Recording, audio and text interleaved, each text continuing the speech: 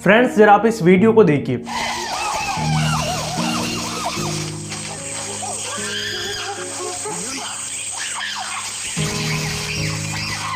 इस वीडियो में हमारे क्लोजेस्ट रिलेटिव चिंपैंजी बात नहीं कर रहे हैं बल्कि वोकलाइजेशन कर रहे हैं, जिसका मतलब है चिल्लाकर अपने मैसेज को दूसरे चिंपैंजी तक पहुंचाना। बट अब आपके मन में एक सवाल आया होगा कि आज हम ह्यूमंस किसी से इंटरेक्ट करने के लिए एक लैंग्वेज का प्रयोग करते हैं, तो ये लैंग्वेज आई कहां से? और सबसे जरूरी बात, आज से 5 से 7 मिलियन ईयर्स पहले हम ह्यूमंस और चिंपैंजीज की एक ही कॉमन एंसेस्टर थे।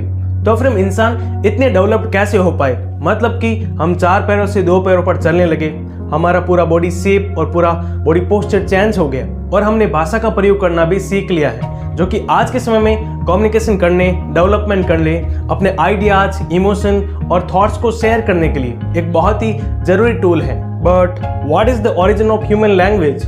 और इस वीडियो में हम डिस्कस करने वाले हैं कुछ ऐसी थ्योरीज और एविडेंस के बारे में जो ये बताते हैं कि आखिर अर्ली ह्यूमंस ने लैंग्वेज को कैसे डेवलप किया होगा। इसके ओरिजिन को समझने से पहले हमें 6 से 7 मिलियन ईयर्स पीछे जाना होगा। अफ्रीका यही वो जगह है जहां पर हमारे पूर्वज एक ग्रुप्स में रहते थे, जिन्हें होमिनिड्स कहा जाता था। मतलब कि ये होमिनिड्स अपने 2 पैरों पर चल सकते थे और बाकी की 2 पैरों का इस्तेमाल अपनी बाकी की एक्टिविटी में करने लगे थे। Over the time in hominids का ब्रेन और ज्यादा इवॉल्व हुआ, और जब ब्रेन इवॉल्व हुआ तो इनकी सोशल कॉम्प्लेक्स स्ट्रक्चर और इनकी कॉग्निटिव एबिलिटीज भी डेवलप हुई, जिसका मतलब यह है कि अपने ग्रुप से बात करना, ग्रुप्स में रहकर शिकार करना, प्रॉब्लम सॉल्व करना और इतना ही नहीं, फ्यूचर की प्लानिंग भी करना।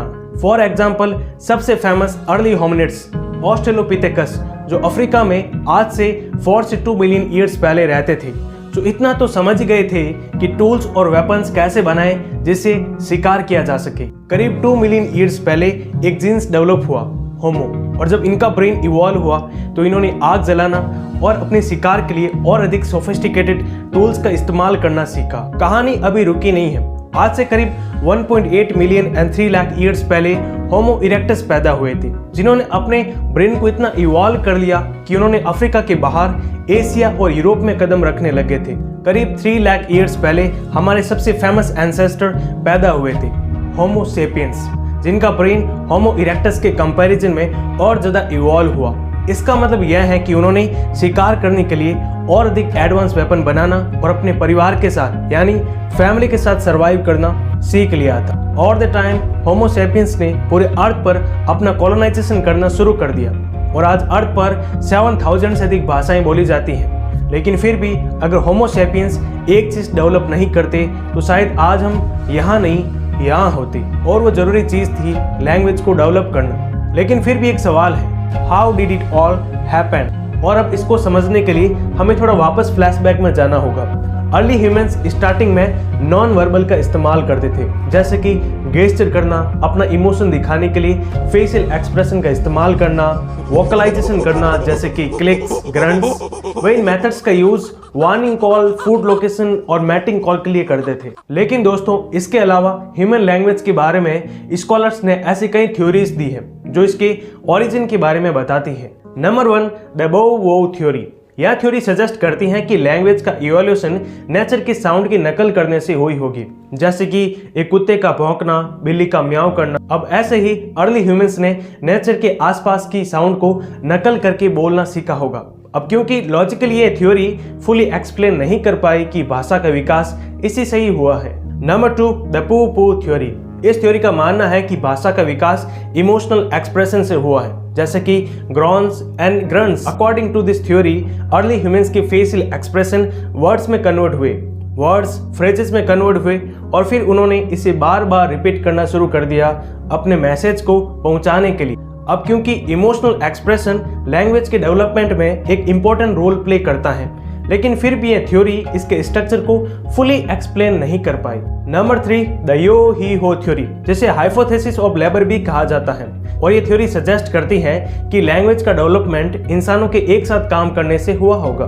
जब इंसान एक साथ काम करते थे, जैसे कि हंटिंग, गैदरिंग एंड बिल्डिंग, और इन्हीं टास्क को एक साथ कोऑर्डिनेट करने के लिए एक लैंग्वेज की जरूरत पड़ी थी।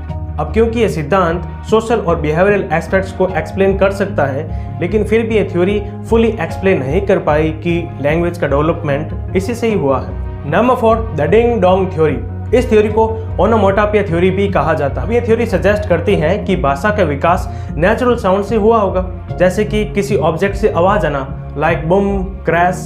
अब कुछ थ्योरीज यह बताती हैं कि भाषा का विकास तब शुरू हुआ जब ह्यूमंस ने सोशल कनेक्शन बनाने शुरू कर दिए।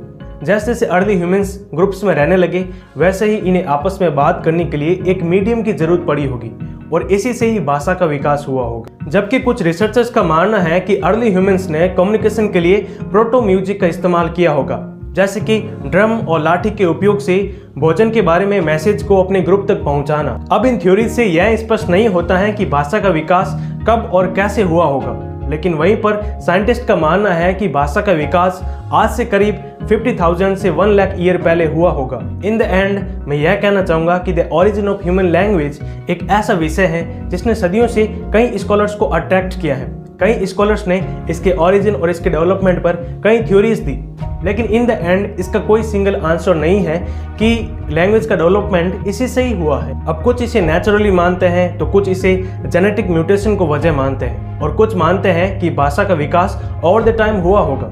अब चाहे कोई भी थ्योरी हो, चाहे कोई भी एविडेंस हो, लेकिन एक बात क्लियर है कि हम भाषा की वजह से ही विकास कर पा रहे हैं। वैसे दोस्तों, आपकी इस विषय पर क्या राय है? अर्ली ह्यूमंस ने लैंग्वेज को कैसे डेवलप किया होगा? इसका ओरिजिन क्या रहा होगा? नीचे कमेंट कर दें। ऐसे ही इंटरेस्टिंग और फैसिनेटिंग टॉपिक्स पर वीडियोस देखने के लिए subscribe to Carry Rathore channel. मिलते हैं अगले वीडियो में।